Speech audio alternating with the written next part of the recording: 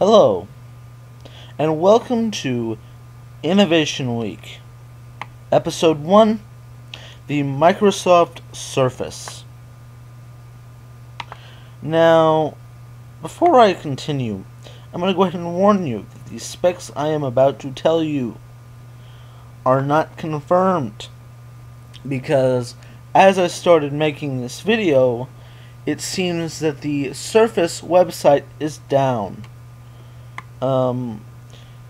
But it seems that this product could be Microsoft's best attempt at making a tablet yet. However, if it's anything like its most recent attempts at competing with Apple, they're screwed. Because with the Kin and the Zune, both attempts were failures. And honestly, I tried the Zune. It was good. I do not know why it didn't succeed, but it was a good product. Sadly, it didn't really succeed.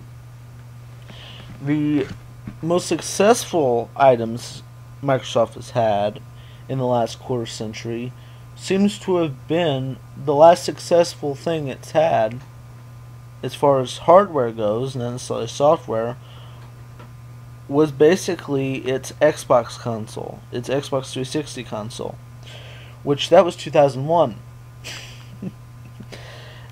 And they haven't had anything that successful that's exclusively Microsoft made in a while. So here comes the new Microsoft Surface, which will be released with two operating systems. The initial Microsoft RT, I think it's called. If I'm wrong, please correct me in the comments. I am kind of new at this whole talking about the bleeding edge of technology. And also, it seems that something interesting. Basically, in my opinion, this is the best possible response Microsoft could have had to the iPad. Sure, it took them a couple of years, but think about it. The iPad was a standalone thing with its own, not really, operating system. It's basically the giant iPhone, or the giant iPod.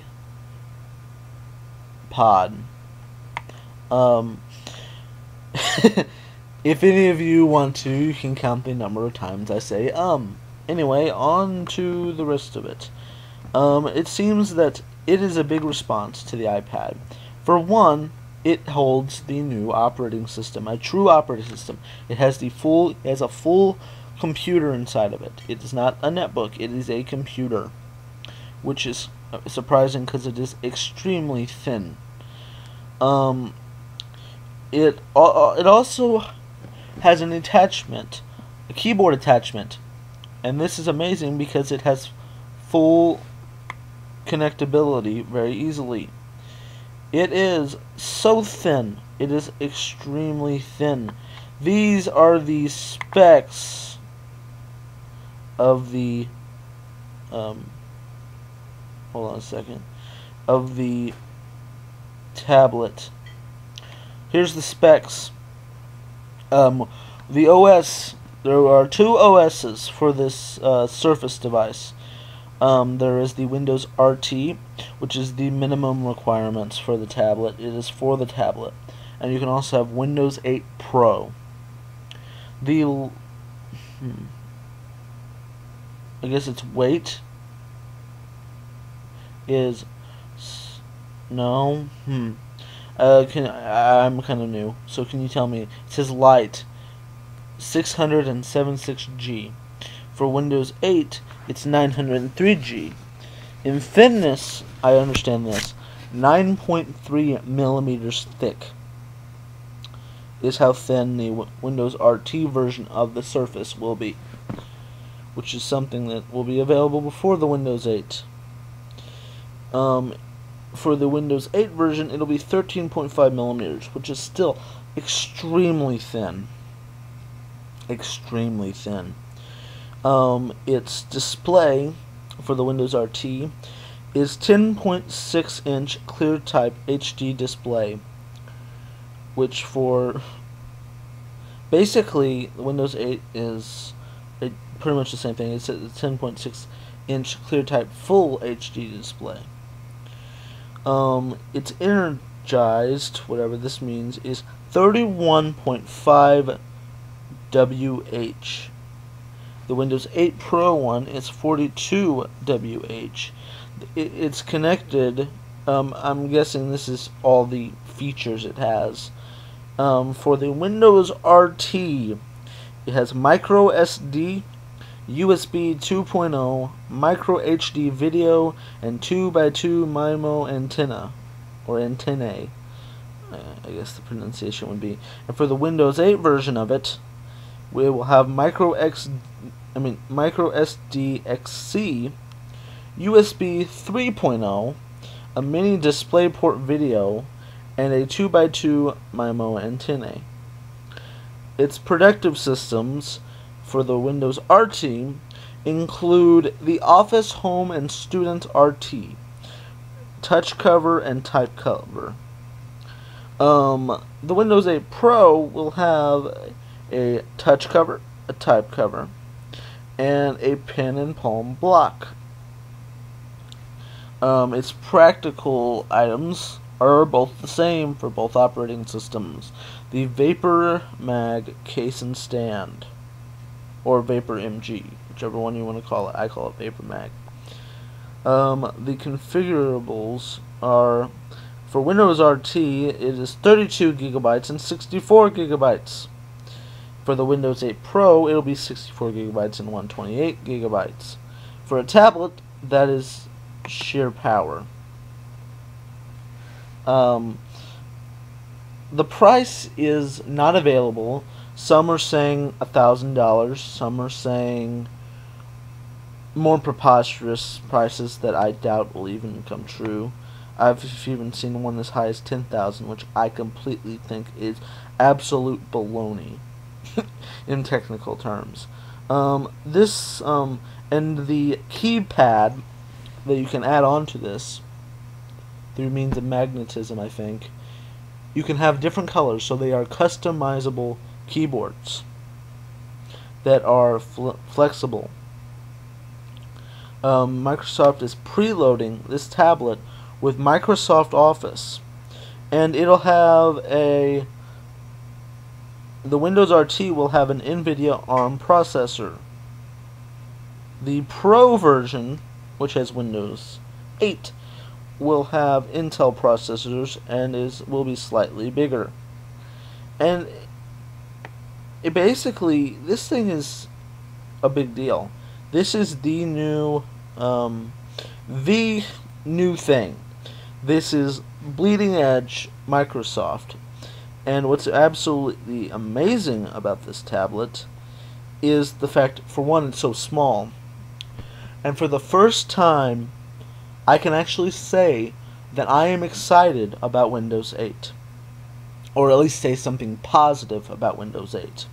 Because before, I was worried that they were going to push us into the age of the tablet without even attempting to make it worth getting. Because the thing is if you're going to have a tablet, you got to be able to compete with the masters of tablets.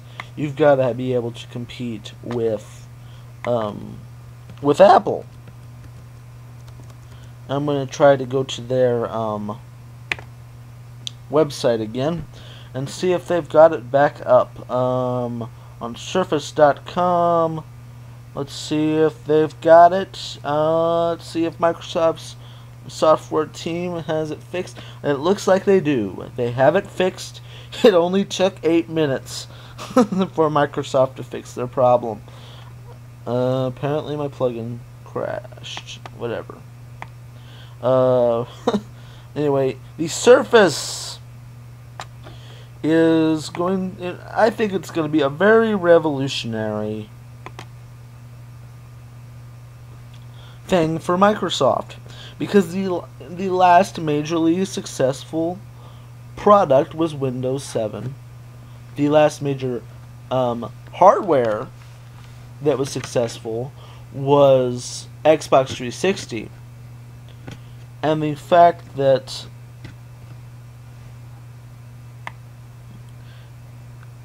anyway, this is what the Microsoft website says about their product. It says, always on the go. Surface is thin, light, and it has a great battery. At 9.3 millimeters, Surface for Windows RT is just thin enough to still sport a full-size USB port, print, share, or charge your phone on the go. Head out knowing that you're ready for anything.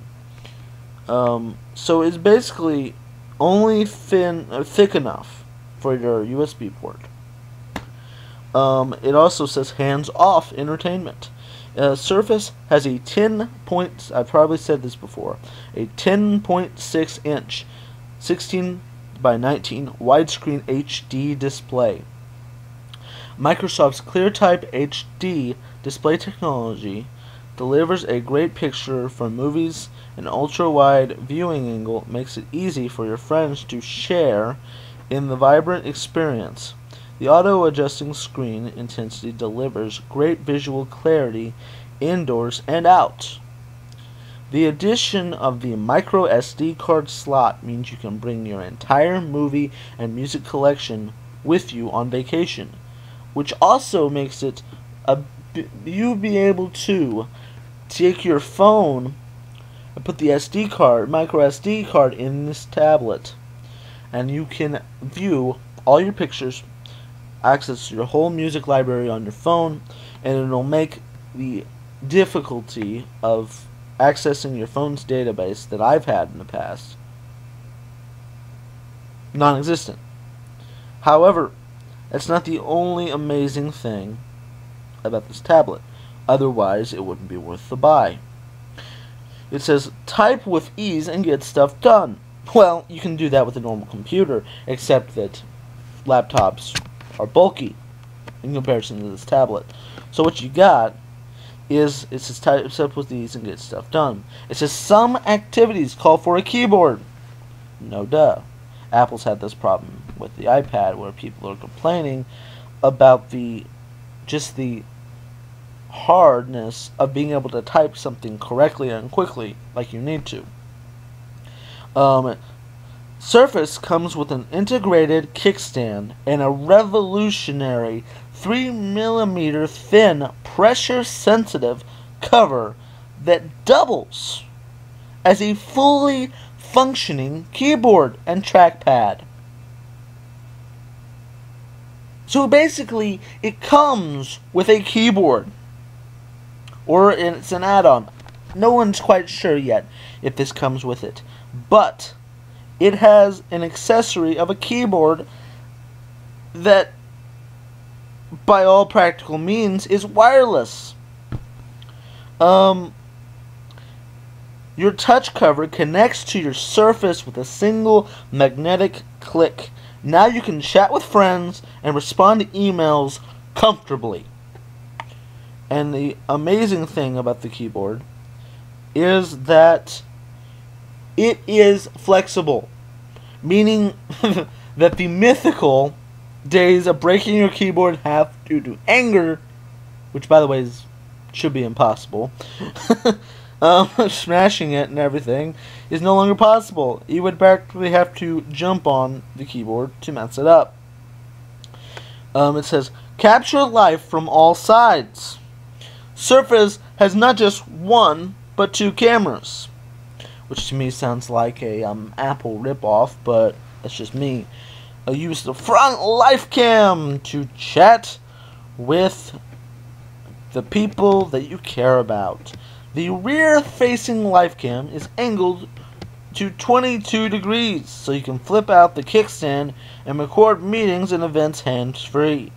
Stereo speakers and dual microphones tuned for Skype help you sound like you are right next door. However, I'm going to stop talking about this like an advertisement, Because some of you, if you're watching this video, are going to talk about how I failed to do what normal tech people do. Talk about the pros and cons and all of the great things and bad things, you know. Here's the problem with Surface. I'm looking at this. Originally, I looked at it as an optimist. But the more I look at this, first of all, the name is both... Actually, no. It's just plain unoriginal. Think about it. The operating system is Windows. When you get on a window, that is the surface or the window pane of the window, and you just scratch the surface of tablet technology with the Surface, it is not that original. And the name Surface doesn't ring like iPad. I mean, I can remember Surface, but I could remember Dreamcast too. Remember that hunk of junk? Good system. Didn't last 2 seconds. So just because you've got the hardware and the features doesn't mean you are guaranteed to succeed. And just because you have the Microsoft name doesn't mean you will succeed. Look at the Zune. It was discontinued after a couple of years. Look at the Kin. Fell apart within weeks. And it had the Microsoft name. Microsoft just cannot release hardware anymore. They have always had this problem of having only software, but nothing really major as far as hardware goes. The exceptions are, or actually, the Xbox and the Xbox 360. And honestly, I haven't really seen that many successful Microsoft hardware pieces. I understand they're successful in Windows. They're successful in gaming. But as far as actual computers go, they're not that successful. And in some cases, they're not successful that much in operating systems. Yes, their systems sell like hotcakes because they are the cheaper operating system and product. Because of the cheapness, people will buy. But as far as quality goes, the Vista was a bunch of crap. The 7 was decent. It was a big improvement on the Vista, but we need to move on because it reminds people of Vista, and people are kind of getting a little bit about how this whole Windows 7 thing is going. And then you got the problem where you look back and the last truly decent operating system was Windows XP. What we need is a breakthrough in Microsoft. Or what could happen if this Surface, if Microsoft does not scratch the surface of the industry with the Surface, they may end up pulling a Sega. Yes, Sega was huge in the late 80s and the 90s. Mostly the 90s. Sega was huge in the 90s video game wise. But now they are a software developer. They were kicked out of business by Nintendo and Sony. Microsoft may be facing its last breath if it does not succeed with the Surface. The concept behind the Surface is awesome and revolutionary. It innovates an already awesome design of the iPad, and it PCizes it. That's what I say. It personal computes it. It makes it a Microsoft product. They truly Microsoft it. And that's the thing. is it is no longer just Apple. But the problem is, can they truly defend themselves from being put out of business by Apple in this century? The 20th century, as far as computing goes, Microsoft won. Apple had the better computers, but it was about price that the average consumer could get. But now it is more about, can I use it on the go? Is it convenient to carry? And how much memory in a small space can I use with Moore's Law to make my computer more efficient? It's more about efficiency and price together. And the Surface may have the advantage if they don't overprice the item. So it is about three things that will determine whether the Surface is a good product and will succeed. 1. Price. It is crucial that it is priced less than an Apple product. At least the lower one. The lower quality one. That's another thing you have to have. 2.